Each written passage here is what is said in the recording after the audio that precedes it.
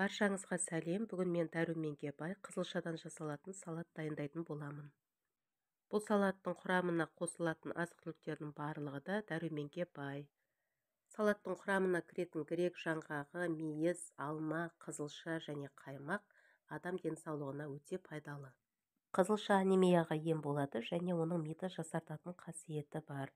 Және адамның ішкі ағзаларына, оның ішінде әсіресе бауырға өте пайдалы. Сондықтан да қызылшаны аптасына кем дегенде бір рет қолданып тұрғаныңыз абзал. Ең алдымен піскен қызылшамызды үккіштің ірі көзінен өткізіп аламыз. Одан кейін алмамызды өткіземіз. Қысқа сақталған кез келген алманың қабығын аршып пайдаланған жөн. Өйткені құрттаған алманы жеген пайдалы деп жатады. Себебі сақталатын алмаға құрт түспес үшін және бұзылмас үшін оның сыртын дәрілейді. Сол себепті де қабығын жұқалап аршып пайдаланған дұрыс. Піскен қызылшамызды, алмамызды барлығын үккіштің ірі көзінен өткізіп болғаннан кейін оған мейіз қостық және қаймақ қостық.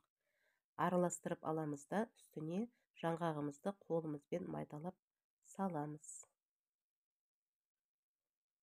Грек жаңғағы да өте пайдалы, дәруменге өте бай. Ол әсіресе мидың жұмысын жақсартады. Міне салатымыз да дайын болды. Бұл салат үлкен адамдарға да, балаларға да өте пайдалы. Құрамында ешқандай зиянды қоспасы жоқ. Өзім үйде жиі әзірлеп тұрамын.